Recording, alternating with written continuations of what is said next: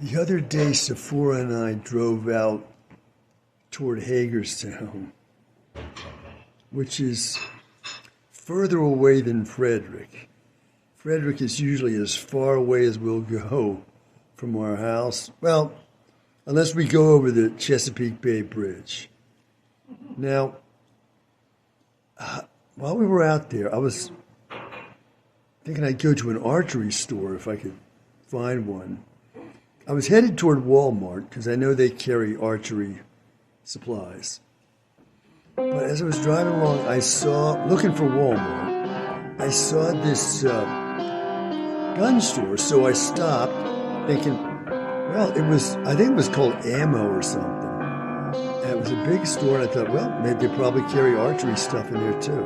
Because when I was out in Colorado, I stopped at a store similar to that, but not really, because when I got in, it was very different from anything I'd ever seen before. Anyway, I walked into this place, and my God, I was walking up to the counter, okay, and under the glass of the counter are these like super wicked looking machine guns. I thought AK-47, I don't know what an AK-47 looks like, but maybe that was what I was looking at, that kind of thing under glass on a counter. The place was full of stuff like that, and I thought, my God, people are buying guns like this in the United States legally? This is crazy, man. You need a machine gun in the United States. That's how good your law enforcement is. You're dependent on your law enforcement to protect you. You've got to have a machine gun type weapon in your house because you have confidence in your first responders, right? You're great law enforcement here in the United States. Well, to me, what that says is there's no confidence in law enforcement in the United States at all. Just selling guns like that, it's like people are arming themselves for a war. I couldn't believe, I was scary. I said, do you have archery stuff here? I knew that the answer was going to be no, from what I could see. And I tell you what, those people working in there gave me, here's the sign for it. This, just looking at them like this. This is them, this is me. Our eyes meet, and I'm like this. My God, can I help you? They're asking me. You know what this is? This is the fur on a dog or a cat that raises up when they're thinking they might get in a fight. They're angry and they're scared. Okay? The hackles are raised, and my hackles were raised, and just thinking about it, I can feel my own hackles on the backside of my upper arms. Just selling guns like that, people are buying them and going shooting up innocent people with them. Kids in school, innocent people in shopping stores.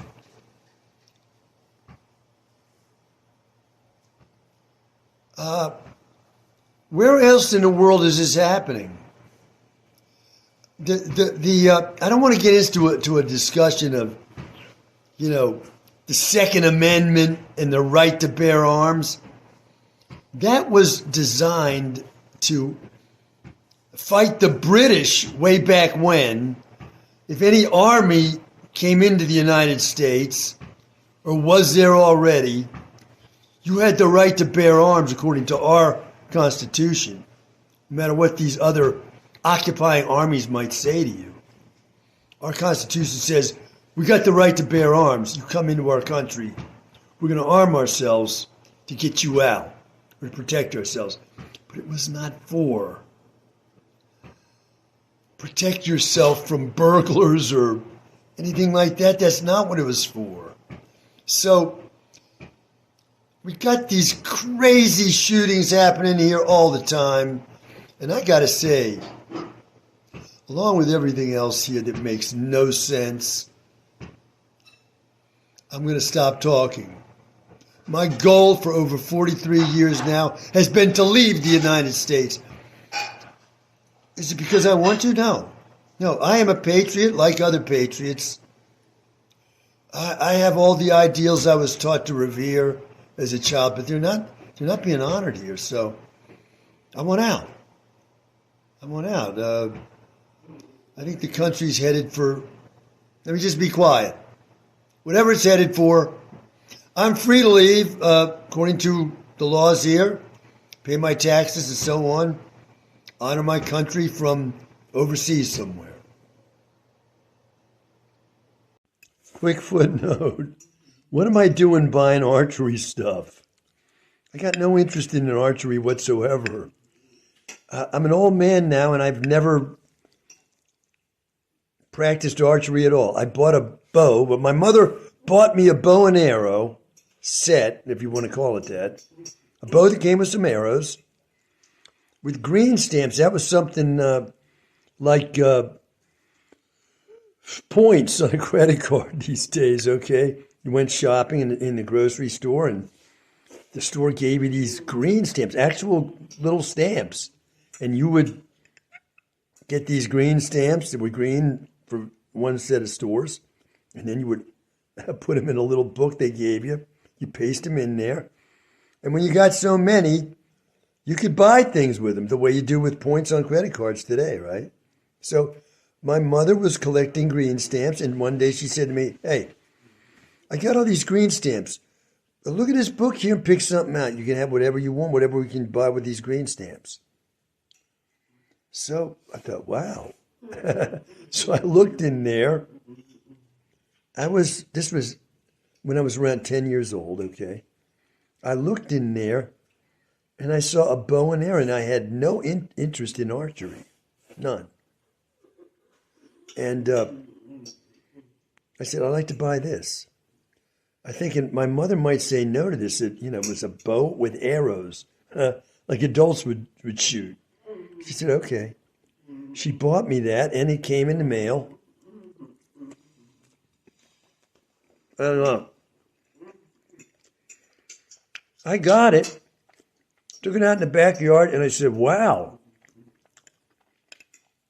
this is a dangerous weapon.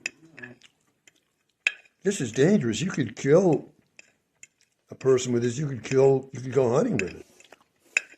Now, I shot that thing maybe 2 or 3 times in the backyard, and then I just put it away because I said, this thing is dangerous.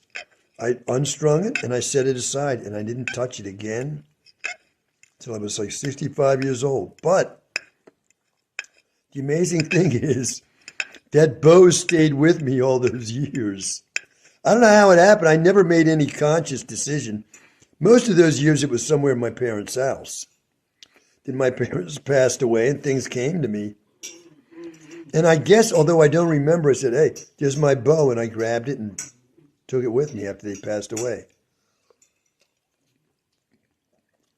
So I retire and I buy some land out in Colorado. And I thought, well, this is what I really thought. I'm going to be honest. I'm talking to the realtor who sold us land. And I have 2 grandfathers, working class grandfathers, and both of them had a loaded shotgun behind their favorite chair in their house. In their tiny house, each of them had a tiny house. There's my wife over there. See if I can get her on the camera. Yeah. There's like her favorite chair. If she was them, there in the corner behind her, leaning up against that corner, would be a loaded shotgun. That's what you saw in each of my grandfather's houses. And that was always there, as long as they were alive. Now, I said to this realtor, I'm way out west in Colorado, where you can carry a gun without a need for a permit. Like an old cowboy in the West, put a gun on your hip and go around it however you want. You can carry that gun in public. Okay? It's legal out there. I think if you want to conceal that gun, though, you have to have a special permit to conceal it and carry it. I don't know. I got no interest in doing that kind of thing. But I did notice people walking around me when I was out in Colorado with a gun on their hip, like the old cowboys. All right, so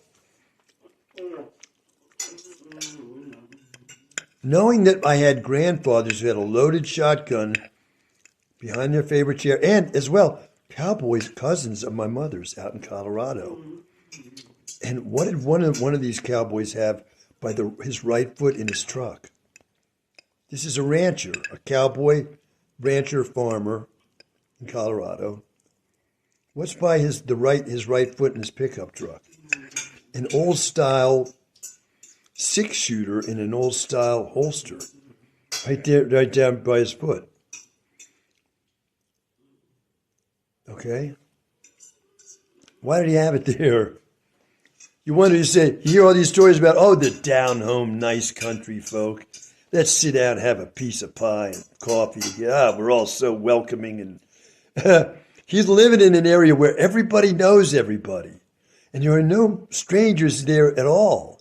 And he's got a gun by his foot in his truck. All the down home country folk there having a piece of pie together, huh? And he says to me one day, he says, AJ, if a man from the government came out here to turn my water off, I'd put a bullet right here in his heart. He told me that dramatically. Okay, so with all this in my background, I'm thinking, I can't buy a gun. I've been declared to be crazy. I can't buy a gun like my grandfather to protect my family. Have a loaded shotgun behind my favorite chair. Can't do that. However, I have this bow. I have this bow from when I was 10 years old. I still have it. So there's my shotgun. I went out and got some arrows and got a string.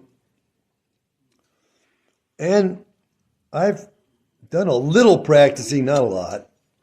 And I can shoot that thing fairly accurately. But I have no interest in archery. That's my shotgun. Okay? That's my shotgun. So that's why I was out in an archery store because I wanted some arrows.